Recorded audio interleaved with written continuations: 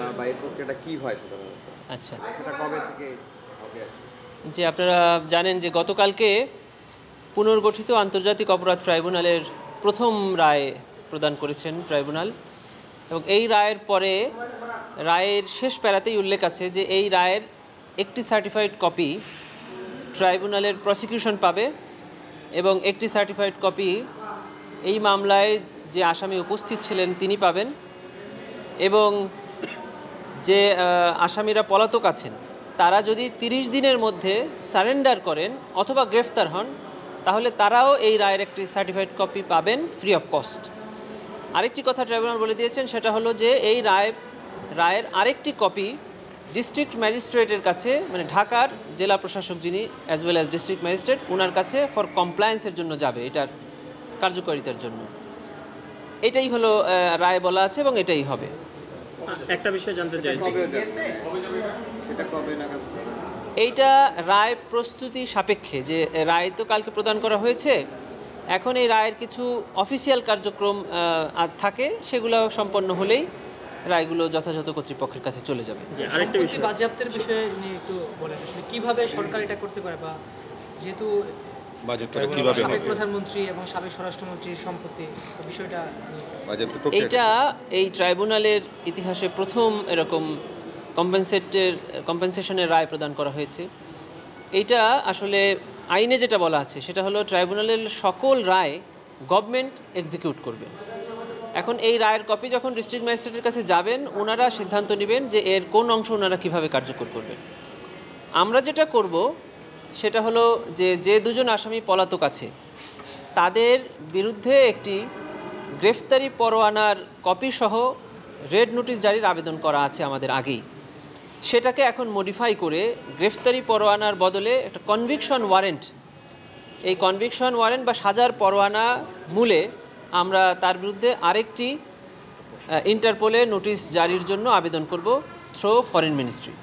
এটা আমরা করব এবং এটার কাজ অলরেডি আমরা শুরু করেছি প্রসিকিউশনের পক্ষ থেকে।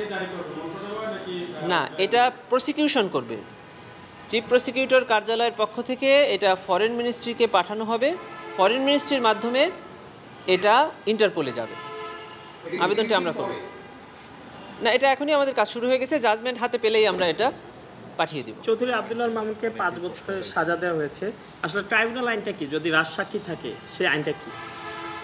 এটা এই আইনের সেকশন 15-এ বলা আছে যে যদি উনি ট্রু অ্যান্ড ফুল ডিসক্লোজ করেন তাহলে ট্রাইব্যুনাল তাকে ক্ষমা করে দিতে পারেন। ক্ষমা তো মানে হলো যে একদমই ক্ষমা করে দেওয়া, কাউকে ক্ষমা করলে তো আর ভেতরে কিছু থাকে না, কিন্তু ট্রাইব্যুনাল আবার অবজারভেশনে বলেছেন যেহেতু এই অপরাধের নৃশংসতাটা খুবই মারাত্মক, এই জন্য উনি পুরোপুরি ক্ষমা না করে ওনার শাস্তি প্রদানের ক্ষেত্রে একটু লেন অ্যান্ড ভিউ নিয়েছেন এবং যার কারণে তাকে 5 বছরের শাস্তি প্রদান করেছেন। এটা কি পুরো আইনের যে কিয়াটা বলা যায় যে এটা কি ট্রাইব্যুনালেরই পুরোপুরি এখতিয়ার যে ক্ষমা করবে?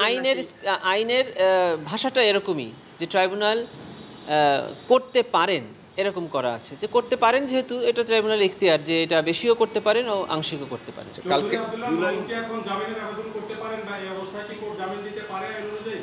ট্রাইব্যুনালে ওনারা আর কেউ কিছু চাইতে পারবেন না, ট্রাইব্যুনালের সাথে ওনাদের সম্পর্ক শেষ। এখন ট্রাইব্যুনালের কাছে ওনারা শুধু এই মামলার সার্টিফাইড কপি চাইতে পারবেন, সাক্ষীর জবানবন্দি সার্টিফাইড কপি চাইতে পারবেন, বা যে সকল নথি আছে তাই চাইতে পারবেন। ওনাদের এখন যত চাওয়া সেটা আগামী 30 দিনের মধ্যে অ্যাপিলেট ডিভিশনে, সেখানে গিয়ে ওনারা অ্যাপিল ফাইল করতে পারবেন, অ্যাপিল ফাইলিং অবস্থায় জামিন চাইতে পারবেন। আচ্ছা, কালকে আমরা দেখেছি যে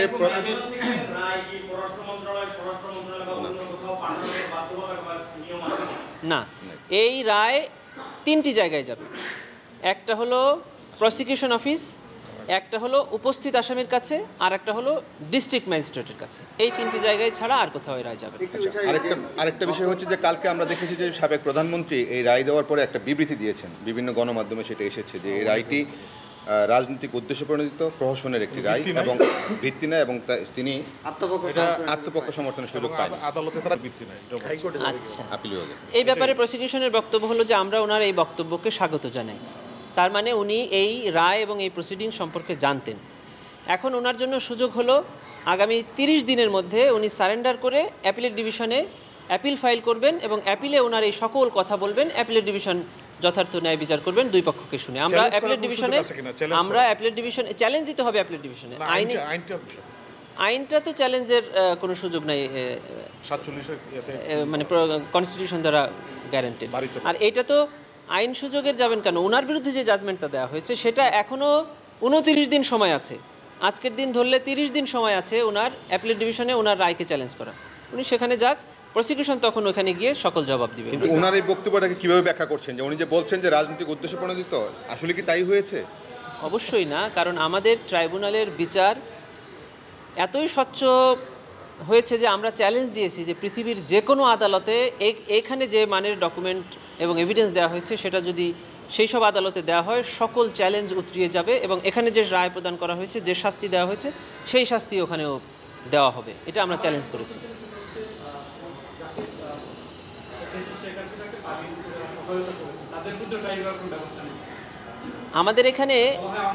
আমাদের এখানে ট্রাইব্যুনালের যারা সেকশন 3(2) এর অধীনে অপরাধ করেন, অর্থাৎ মানবতা বিরোধী অপরাধ করেন, তাদেরকে শাস্তি দেওয়ার বিধান আছে। আর একটা বিধান আছে যারা ট্রাইব্যুনালের প্রসিডিংসকে বাধাগ্রস্ত করেন, অর্থাৎ কন্টেম্পট অফ কোর্ট করেন। এই দুইটা কার্যক্রমের বাইরে আর কোনো ব্যাপারে ব্যবস্থা নেওয়ার সুযোগ এই ট্রাইব্যুনাল আইনে নাই। অর্থাৎ ওইটা আমাদের এখানে কন্টেম্পট অফ কোর্টের মধ্যে পড়বে বলে আমরা মনে করি। গতকাল জুলাই যোদ্ধা এবং তাদের পরিবারের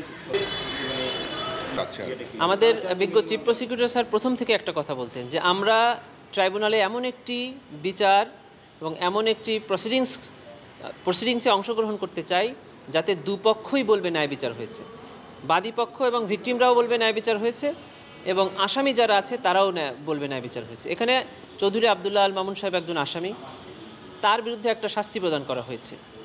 এখন এই মামলায় 3টা পক্ষ অ্যাপিল করতে পারে, একটা হলো আসামি পক্ষ, একটা হলো প্রসিকিউশন, আর একটা হলো যারা আরেকটা হলো গভর্নমেন্ট বা যারা কমপ্লেইনেন্ট এখানে বলা আছে। তো এরা যদি চায় আইন অনুযায়ী 30 দিনের মধ্যে অ্যাপিলেট ডিভিশনে যেতে পারবে। গতকালকে যখন রায় দিচ্ছিল তখন রায়ে আওয়ামী লীগ, যুবলীগ, ছাত্রলীগ সম্পর্কে বেশ কিছু অবজারভেশন এসেছে, যদিও আদালত বলেছেন যেহেতু এই সংক্রান্ত কোনো আবেদন বা এটি অন্য সেপারেট মামলা, সে বিষয়ে তারা কোনো মতামত বা করেননি। আর আওয়ামী লীগের বিচারের জন্য তো একটা মামলা চলছে, তাহলে কি আপনাদের মনোযোগটা এখন আওয়ামী লীগের বিচারের দিকে যাবে? হ্যাঁ, আমাদের মনোযোগটা প্রথমে থাকবে এখন যে ট্রাইব্যুনালে যেগুলো সাক্ষ্য চলছে সেগুলোর জন্য দ্রুত সাক্ষ্য শেষ করে আমরা রায়ের দিকে নিতে পারি। যেগুলো সাক্ষ্য গ্রহণ পর্যায়ে আছে সেগুলো দ্রুত সাক্ষ্য শুরু হয়, আর যেগুলো ইনভেস্টিগেশন চলছে সেটা তো আমরা দেখবই। যেটা শেষ হয়ে গেল এটার বাইরে আর 3টি মামলা আছে। একটি হলো গত 15 বছর ডিজিএফআই এর যে বন্দিশালা অর্থাৎ জেআইসি, সেখানে যে গুম এবং নির্যাতন হয়েছে তার বিরুদ্ধে একটি মামলা। আরেকটি হলো র্যাবের টিএফআই সেলে যে নির্যাতনের অভিযোগ তার একটি মামলা, এবং শাপলা চত্বর গণহত্যা, যেটাকে শাপলা চত্বর ম্যাসাকার বলা হয় 2013 সালে, সেই ঘটনার একটি মামলা। এই 3টি মামলা এখনও এই ট্রাইব্যুনালে ওনার বিরুদ্ধে বিচারাধীন আছে।